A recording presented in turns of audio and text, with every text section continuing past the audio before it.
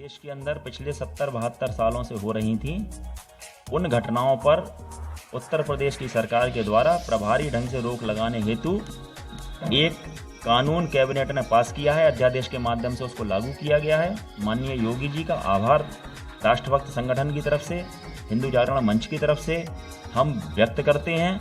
और ये जो कानून बना है, ये निश्चित रूप से जिस तरह से जनसंख्या का विस्फोट हो रहा था और जिस तरह से जनसंख्या का असंतुलित हो रही थी जनसंख्या, निश्चित रूप से जिस तरह से एक विशेष समाज के ऊपर, हिंदू समाज के ऊपर डोरे डाल करके हिंदू समाज की बहू बेटियों को ले जाने का काम हो रहा था हिंदू नाम रख के, उस पर निश्चित रूप से रोक लगने का काम होगा, ऐसी हम लोगों को उम्मीद है। क्योंकि इस कानून के अंदर जो 10 साल की सजा है, जिस तरह से गौहत्या के ऊपर 10 साल की सजा आई थी, इसी तरह से इस कानून में लव जिहाद करने पर 10 साल की सजा का प्रावधान है, 50,000 रुपये जुर्माने का प्रावधान है। तो जब ऐसे कठोर कानून आते हैं तो निश्चित रूप से जो असामाजिक कृत्य होते हैं उनके ऊपर रोक लगती है। कानून सिर्फ इसीलिए बनाए जाते हैं कि जिस प्रकार की जो घटनाएं हैं असामाजिक तत्व करते हैं उन पर रोक लगे।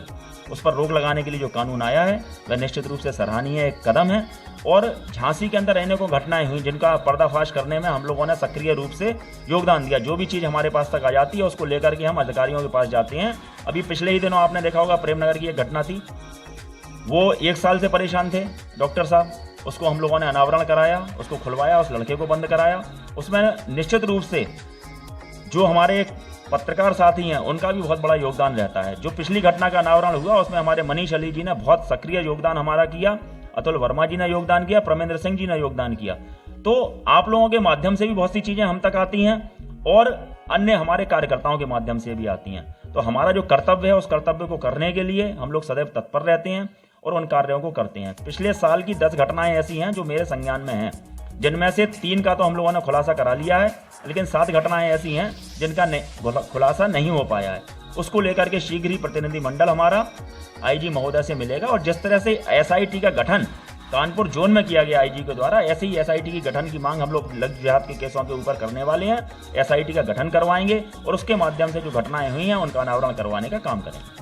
लव जिहाद क्या मतलब अभी बढ़ गया है या इसके पहले जब मुगलों का राज था उस समय लव जिहाद नहीं था? उदाहरण मेरे पास है जोधा अकबर का, इसके विषय में आपकी राय क्या है? देखिए, ऐसा है कि जोधा अकबर के समय रहा हो चाहे अभी हो, एक निश्चित रूप से ताकत की दम पर जब एक व्यक्ति कहीं अकेला फंस जाता है और 100 लोग होते हैं तो निश्चित रूप से उस व्यक्ति को दबना पड़ता है।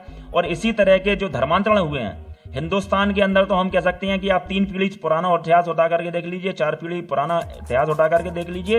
1310 नादिर शाह से लेकर के जितने भी विदेशी आक्रांता आए, उन्होंने जिस जिस राज्य को लूटा, जिस जिस राज्य को जीता, और जीता किस तरह से, क्योंकि इधर जयचंद्र बहुत ज़्यादा है हिंदुस्तान के अंदर, इस वजह से उन राज्यों को जीतने में सफल हुए।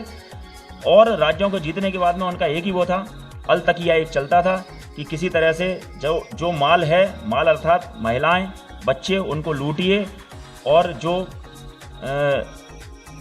समाज के लोग हैं उनकी गर्दन काट करके उनको ऊपर भेजिए और उसके बाद में इस माल को लूट करके इसकी नीलामी करना और इनको बुरी तरीके से प्रताड़ित करना है। जिस तरह से जो बलात्कार की घटना है, जिस तरह से आप कह सकते हो, उस प्रकार की घटनाएं होती चली आई हैं, उस समय से होती चली आई हैं। मैं अब सीधा जवाब दे रहा हूं। जैसे झांसी दर्शन है, झांसी दर्शन किस प्रकार की टिप्पणियां लिखता है ये आपको भी पता है, ताकि समाज में जागरूकता फैला रहे हैं आपकी समाज में नकारात्मकता फैला रहा है झांसी दर्शन समाज में। और आप जातियों को, झांसी दर्शन जातियों को टारगेट करता है, तो आपको इस चीज को, आपको भी कहीं ना कहीं झांसी दर्शन को भी सुधार लाना पड़ेगा अपने अंदर और समाज के अनुसार